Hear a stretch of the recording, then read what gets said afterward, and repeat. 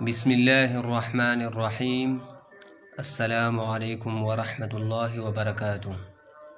اس video میں ہم 5ویں جماعت کی اسلامیات کا سیرت طیبہ صلی اللہ علیہ وسلم پڑھیں گے۔ اس کا پہلا سبق ہے معراج النبی صلی اللہ علیہ وسلم۔ معراج کیا ہے؟ معراج سے مراد وہ سفر ہے جس میں محمد صلی اللہ علیہ وسلم نے مسجد حرام سے مسجد اقصیٰ اور پھر آسمانوں کی سیر کی۔ سورۃ بنی اسرائیل میں اس کا ذکر آیا ہے۔ سفر معراج کے 2 حصے ہیں۔ پہلا حصہ بیت اللہ سے مسجد اقصیٰ تک کا سفر ہے جسے اسراء کہا جاتا ہے۔ مسجد حرام سے مسجد اقصیٰ تک کا جو سفر ہے وہ اسراء ہے۔ اور دوسرا حصہ جب بیت المقدس سے سدرۃ المنتہا تک کا سفر ہے جسے معراج کہتے ہیں۔ معراج کے معنی ہے بلندی اور اسراء کے معنی ہے چلنا یا سیر کرنا۔ تو معراج میں آپ نے بلندی کو پار کیا تھا اور اسراء میں آپ چلنا یا سیر کرتے۔ آپ صلی اللہ علیہ وسلم نے معراج کا سفر کس سواری پر طے کیا تھا؟ براق۔ اور پھر سدرۃ المنتہا سے عرش معلیٰ تک کا سفر آپ نے رفرف نامی سواری پر کیا تھا۔ آپ صلی اللہ علیہ وسلم کی ملاقات درذیل انبیاء کرام علیہ السلام سے ہوئی۔ پہلے آسمان پر حضرت آدم علیہ السلام سے ملاقات ہوئی، دوسرے آسمان پر یحییٰ علیہ السلام اور عیسیٰ علیہ السلام، تیسرے آسمان پر یوسف علیہ السلام، چوتھے آسمان پر ادریس علیہ السلام، 5ویں آسمان پر حضرت ہارون علیہ السلام، چھٹے آسمان پر موسیٰ علیہ السلام، 7ویں آسمان پر ابراہیم علیہ السلام۔ عرش کا مطلب ہے تخت، اور عرش معلیٰ سے مراد ہے عرش الہی جو آسمانوں سے اوپر ہے۔ 7ویں آسمان پر آپ صلی اللہ علیہ وسلم کے لیے بیت المعمور ظاہر کیا گیا۔ بیت المعمور کہاں پر ہے؟ خانہ کعبہ کے اوپر ہے۔ ہر روز 70,000 فرشتے بیت المعمور کا طواف کرتے ہیں، اور جو فرشتے ایک بار طواف کر لیتا ہے پھر قیامت تک اس کی باری نہیں آئے گی۔ آپ صلی اللہ علیہ وسلم نے سدرۃ المنتہا کی جانب سفر شروع کیا۔ سدرۃ المنتہا 7ویں آسمان پر بیری کا ایک درخت ہے۔ سدرۃ المنتہا کیا ہے؟ ایک بیری کا ایک درخت ہے جو 7ویں آسمان پر ہے، بیری کا ایک درخت۔ معراج کا واقعہ آپ صلی اللہ علیہ وسلم کا بہت بڑا معجزہ ہے۔ فرمان نبوی صلی اللہ علیہ وسلم ہے وَجُعِلَ قُرَّةُ عَيْنِي فِي الصَّلَاةِ، اور میری آنکھوں کی ٹھنڈک نماز ہے۔ نبی کریم صلی اللہ علیہ وسلم نے تمام انبیاء کرام علیہ السلام کی امامت فرمائی، بیت المقدس میں، مسجد اقصیٰ میں۔ حضرت جبریل علیہ السلام مقام سے آگے نہ جا سکی، سدرۃ المنتہا سے جبریل علیہ السلام آگے نہیں جا سکتا۔ عرش معلیٰ موجود ہے آسمانوں سے اوپر۔ نبی اکرم صلی اللہ علیہ وسلم نے آنکھوں کی ٹھنڈک قرار دیا ہے نماز کو۔ بیت المعمور عین اوپر ہے خانہ کعبہ کے۔ پہلے آسمان پر آدم علیہ السلام ہیں، دوسرے آسمان پر عیسیٰ علیہ السلام اور یحییٰ علیہ السلام، تیسرے آسمان پر یوسف علیہ السلام، چوتھے آسمان پر ادریس علیہ السلام، 5ویں آسمان پر حضرت ہارون علیہ السلام، چھٹے آسمان پر موسیٰ علیہ السلام، اور 7ویں آسمان پر ابراہیم علیہ السلام۔ بیعت عقبہ اولیٰ و ثانیہ۔ نبوت کے 11ویں سال نبی اکرم صلی اللہ علیہ وسلم منی کے میدان میں تشریف لے جایا کرتے تھے۔ نبوت کی 11ویں سال ایک روز عقبہ کے مقام پر آپ صلی اللہ علیہ وسلم کی ملاقات یثرب کے 6 افراد سے ہوئی۔ تو بیعت عقبہ اولیٰ یہ یثرب کے 6 افراد کے ساتھ ایک بیعت ہوا تھا۔ بیعت کے معنی ہے اطاعت، وفاداری کا عہد کرنا۔ بیعت عقبہ اولی، نبوت کی 12ویں سال، حج کے موقع پر مدینہ کے 12 اشخاص مینا کی اس گھاٹی میں مشرف باسلام ہوئی اور نبی اکرم صلی اللہ علیہ وسلم سے بیعت کی۔ تاریخ اسلام میں اس بیعت کا نام بیعت عقبہ اولی ہے۔ مکہ مکرمہ سے مینا آتے جاتے ہوئے مینا کے مغربی کنارے سے گزرنا پڑتا تھا، یہی گزربہ عقبہ کے نام سے مشہور ہے۔ بیعت عقبہ اولی بیعت نساء کے نام سے مشہور ہوئی، اور بیعت عقبہ ثانیہ میں 2 عورتیں 73 مرد شامل تھے، ٹوٹل 75۔ نبی اکرم صلی اللہ علیہ وسلم نے ان اشخاص کو جن کے ساتھ بیعت کیا تھا، 12 اشخاص مینا کے مقام پر، نبوت کی 12ویں سال۔ بیعت عقبہ اولی یہ نبوت کی 12ویں سال 12 اشخاص کے ساتھ یہ بیعت ہوا تھا۔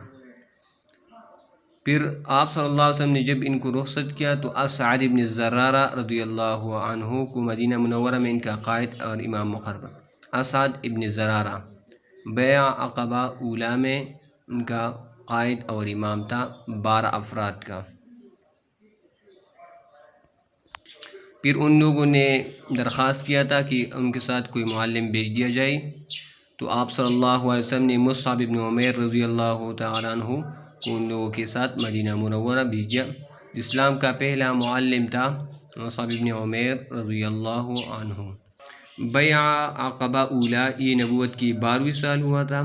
بیعت عقبہ ثانیہ یہ نبوت کی 13ویں سال، حج کے موقع پر مدینہ منورہ کے تقریباً 75 اشخاص، 2 عورتیں 73 مرد۔ اس موقع پر آپ صلی اللہ علیہ وسلم نے انصار کے مطالبے پر 12 نقیب بھی مقرر فرمائے، یہ بڑے بڑے خاندانوں کے سردار تھے۔ نبوت کی 11ویں سال، قبیلہ خزرج کے افراد نے اسلام قبول کیا، 6 افراد نے، قبیلہ خزرج۔ نبی اکرم صلی اللہ علیہ وسلم کی طرف سے قائد اور امام مقرر فرمائے گئے۔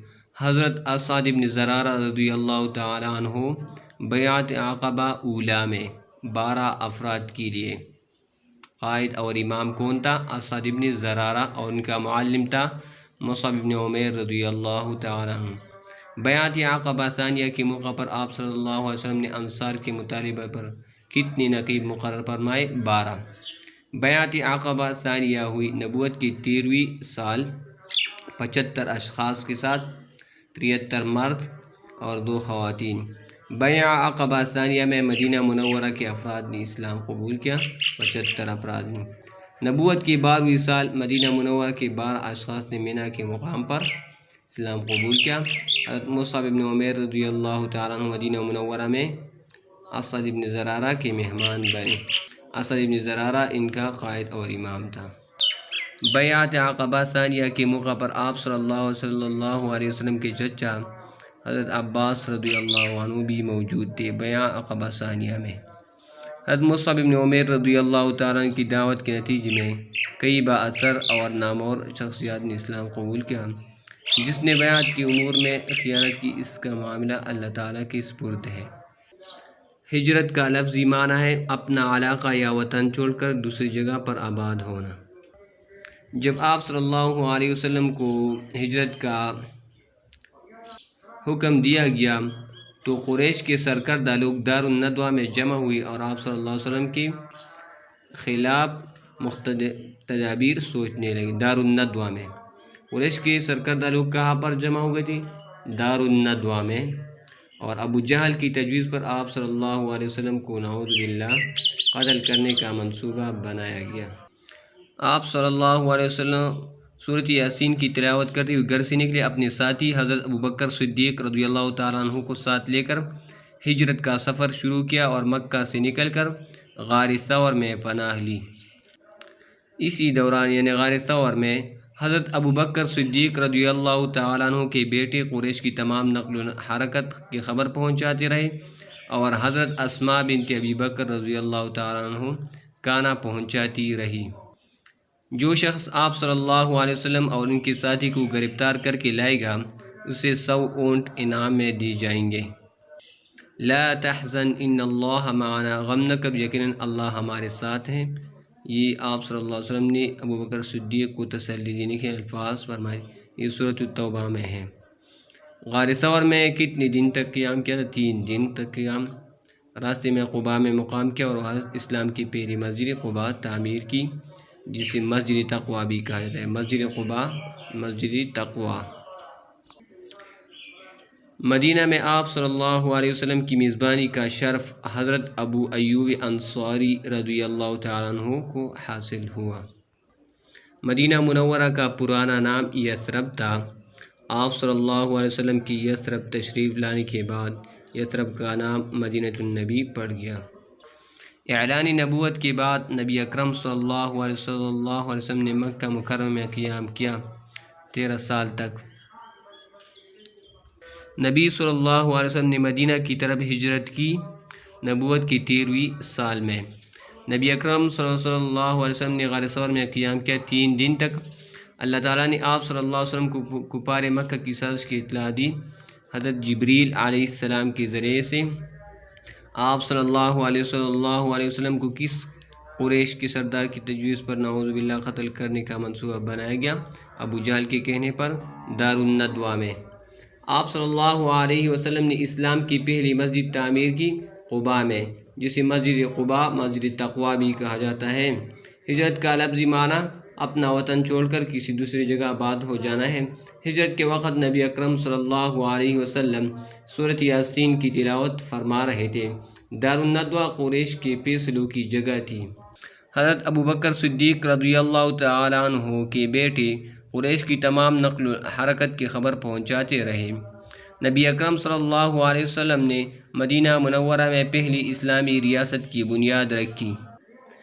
نبوت کی 13ویں سال مسلمانوں نے کفار کے مظالم سے تنگ آ کر مکہ مکرمہ سے مدینہ منورہ ہجرت کی۔ نبوت کی 13ویں سال میں مدینہ ہجرت۔ مواخات کے معنی ہے بھائی چارہ۔ حضرت محمد صلی اللہ علیہ وسلم نے مہاجرین کی ضروریات پوری کرنے کے لیے مہاجرین اور انصار کے درمیان بھائی چارہ قائم فرمایا، جسے مواخات مدینہ کہتے ہیں۔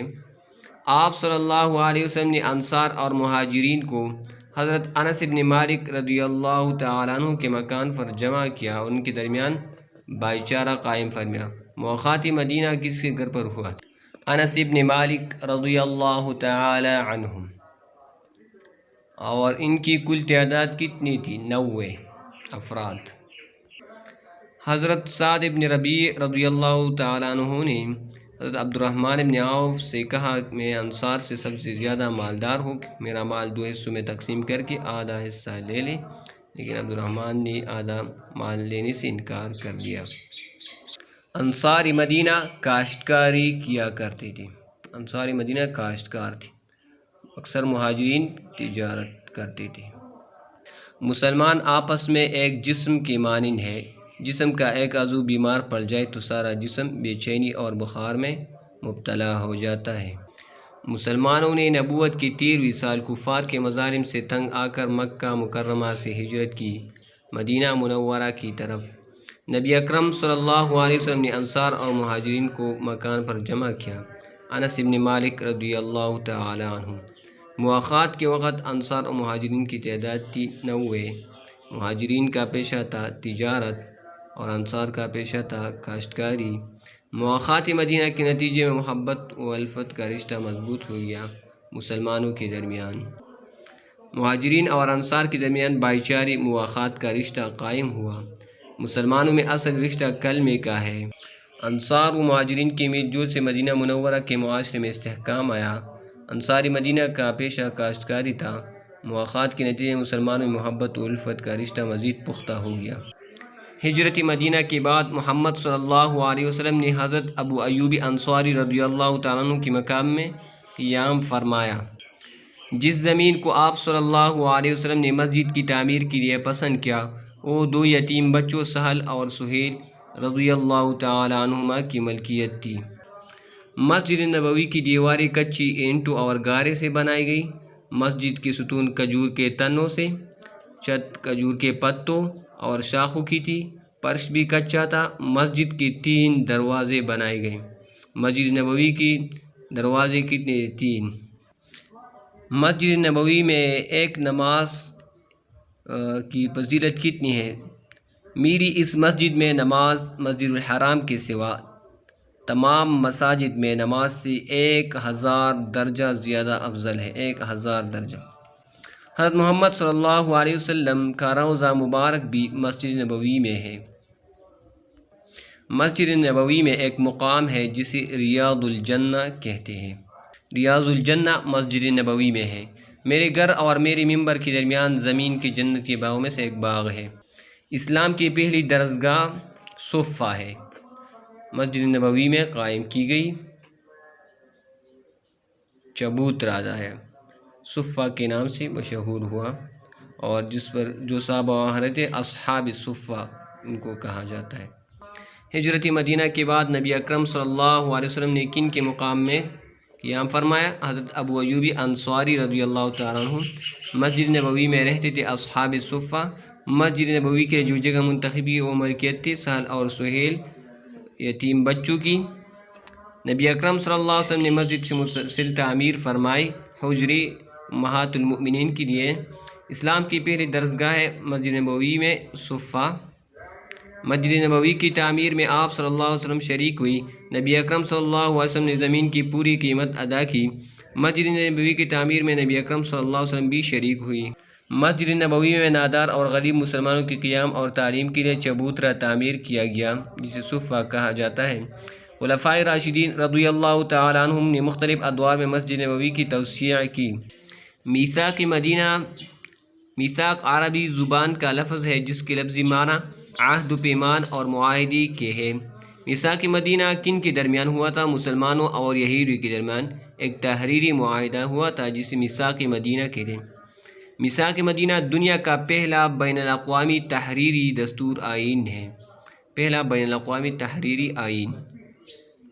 انصار کے 2 قبائل اوس خزرج کے اکثر لوگوں نے اسلام قبول کیا۔ اوس خزرج۔ میثاق مدینہ کن قبائل کے ساتھ ہوا تھا؟ یہود کے 3 قبائل، بنو قریظہ، بنو نذیر، بنو قینقاع۔ میثاق 2 حصے تھے، ایک حصہ مسلمانوں کے لیے اور دوسرا حصہ یہودیوں کے لیے تھا۔ میثاق کس زبان کا لفظ ہے؟ عربی زبان کا لفظ ہے۔ میثاق کے لفظی معنی عہد و پیمان اور معاہدہ۔ مدینہ منورہ میں یہود کے قبائل آباد 3 اور ان کے ساتھ آپ صلی اللہ علیہ وسلم نے میثاق کیا تھا۔ میثاق مدینہ کہا جاتا ہے بنو نذیر، بنو قینقاع، بنو قریظہ کے ساتھ۔ بنو نذیر، بنو قینقاع، بنو قریظہ۔ میثاق مدینہ کے فریقین تھے مسلمان اور یہود۔ دنیا کا پہلا بین الاقوامی تحریری آئین ہے میثاق مدینہ۔ مواخات مدینہ کے بعد نبی اکرم صلی اللہ علیہ وسلم نے غیر مسلموں کے ساتھ تعلقات مضبوط کیے۔ مدینہ منورہ میں امن کے قیام کے لیے مدینہ کی یہود کے ساتھ معاہدہ کیا گیا۔ مدینہ منورہ میں انصار کی 2 قبائل اوس خزرج آباد تھے۔ میثاق مدینہ کے بعد اسلام کی اشاعت و تبلیغ کے لیے نئے راستے کھل گئی۔ میثاق مدینہ کے نتیجے میں رواداری کی فضا قائم ہوئی۔ غزوات نبوی صلی اللہ علیہ وسلم۔ سریہ سے مراد وہ جنگ ہے جس میں آپ صلی اللہ علیہ وسلم شریک نہیں ہوئی اور جنگ کے لیے لشکر کو روانہ فرمایا۔ سریہ کی لفظی معنی فوج کی چھوٹی ٹکڑی۔ سریہ کی کیا معنی ہے؟ فوج کی چھوٹی ٹکڑی۔ غزوہ میں آپ صلی اللہ علیہ وسلم خود شریک ہوئے تھے۔ جہاد ایک اہم اسلامی فریضہ ہے۔ 3 بڑے غزوات ہیں، بدر، احد اور خندق۔ بدر، احد اور خندق یہ 3 بڑے غزوات ہیں، اور نبی اکرم صلی اللہ علیہ وسلم کے غزوات کی تعداد 27 ہے۔ غزوہ بدر حق و باطل کے درمیان ہونے والا پہلا معرکہ ہے۔ غزوہ بدر کب ہوا تھا؟ 17 رمضان المبارک 2 ہجری۔ 17 رمضان المبارک 2 ہجری۔ کفار مکہ کی لشکر کی قیادت ابو جہل کر رہا تھا اور 1000 کا جنگی لشکر اس کے ساتھ تھا۔ اسلامی لشکر 313 مجاہدین پر مشتمل تھا، اور اس یوم کو یوم الفرقان، یوم الفرقان کس غزوہ کو کہا گیا ہے؟ غزوہ بدر کو یوم الفرقان کہا گیا ہے، اور اس غزوہ میں فرشتے بھی نازل ہوئی تھی مسلمانوں کی مدد کے لیے۔ غزوہ احد 1 سال بعد ہوا تھا، 3 ہجری کو، احد کے پہاڑ کے قریب ہوا، 3 ہجری۔ غزوہ بدر 2 ہجری، غزوہ احد 3 ہجری۔ کافروں کا سردار ابو سفیان تھا اور لشکر 3000 پر تھی، اور اس کے بعد اس سے پہلے غزوہ بدر میں 1000 تھی، اب 2000 کا اضافہ ہو گیا تھا، اور مسلمان 700 تھے، 700۔ اس سے پہلے 313 تھی، اب 700، اس میں بھی اضافہ ہوا تھا۔ عبداللہ ابن جبیر رضی اللہ عنہ کو 50 تیر اندازوں کے ساتھ درے پر مقرر فرمایا۔ درے پر غزوہ احد میں درے پر جو 50 صحابی تھی ان کا حضرت عبداللہ ابن جبیر ان کا نمائندہ تھا، حضرت عبداللہ ابن جبیر۔ حضرت مصعب ابن عمیر رضی اللہ عنہ کی شکل صورت میں نبی اکرم صلی اللہ علیہ وسلم سے بہت زیادہ مشابہ، جب وہ شہید ہوا پھر نبی اکرم صلی اللہ علیہ وسلم شہید ہو گئے۔ مصعب ابن عمیر سب سے زیادہ شکل کس سے ملتا تھا؟ مصعب ابن عمیر کا رسول اللہ صلی اللہ علیہ وسلم سے شکل ملتا تھا، اور یہ اسلام کا پہلا معلم بھی تھا۔ غزوہ خندق 5 ہجری میں ہوا، یعنی غزوہ بدر 2 ہجری میں، غزوہ احد 3 ہجری میں، اور پھر 2 سال بعد غزوہ خندق واقعہ پیش آیا تھا۔ غزوہ خندق کو غزوہ احزاب بھی کہا جاتا ہے، کیونکہ اس میں بہت ساری احزاب حزب شامل ہوئی تھی، اور حضرت سلمان فارسی رضی اللہ عنہ کے مشورہ سے مدینہ منورہ کے گرد خندق کوری گئی۔ سلمان فارسی، ابو سفیان 10,000 لشکر کے ساتھ مدینہ۔ غزوہ خندق میں کفار کی تعداد کتنی تھی؟ 10,000۔ خندق کی لمبائی کتنی تھی؟ 3.5 میل لمبائی تھی، 3.5 میل، چوڑائی 15 فٹ، گہرائی 21 فٹ۔ خندق کی لمبائی کتنی تھی؟ 3.5 میل، چوڑائی 15 فٹ، گہرائی 21 فٹ۔ جس جنگ میں نبی اکرم صلی اللہ علیہ وسلم نے شرکت کی اسے کہتے ہیں غزوہ خندق۔ کی چوڑائی کتنی تھی؟ 15 فٹ چوڑائی تھی، اور لمبائی تھی 3.5 میل لمبائی۔ غزوہ بدر میں اسلامی لشکر کی تعداد تھی 313، اور غزوہ احد میں تھی 700۔ نبی اکرم صلی اللہ علیہ وسلم نے درے پر مقرر فرمایا 50 تیر اندازوں کو حضرت عبداللہ ابن جبیر رضی اللہ عنہ کی قیادت میں۔ غزوہ خندق میں خندق کودنے کا مشورہ دیا سلمان فارسی رضی اللہ تعالیٰ عنہ۔ حق و باطل کے درمیان پہلے عمل کا غزوہ بدر ہے، جس کو یوم الفرقان بھی کہا جاتا ہے۔ غزوہ بدر میں اللہ تعالیٰ نے آسمان سے فرشتے بھیج کر مسلمانوں کی مدد فرمائی۔ کافروں نے مدینہ منورہ کے گرد کئی دن تک محاصرہ جاری رکھا۔ یہ غزوہ خندق کی بات ہے۔ اللہ تعالیٰ نے نبی اکرم صلی اللہ علیہ وسلم کو غزوہ احزاب میں بغیر لڑے ہی فتح سے نوازا۔ غزوات نبوی صلی اللہ علیہ وسلم کے بعد پوری عرب پر مسلمانوں کا رعب و دبدبہ قائم ہوا۔ تو یہ تھی اسلامیات جماعت فنجم کی سیرت طیبہ صلی اللہ علیہ وسلم۔ امید کرتا ہوں اس سے آپ بہت کچھ سیکھیں گے۔ ملتے ہیں اگلی ویڈیو میں اگلے سبق کے ساتھ۔ دعاؤں میں یاد رکھیے گا۔ اللہ حافظ۔ السلام علیکم ورحمۃ اللہ وبرکاتہ۔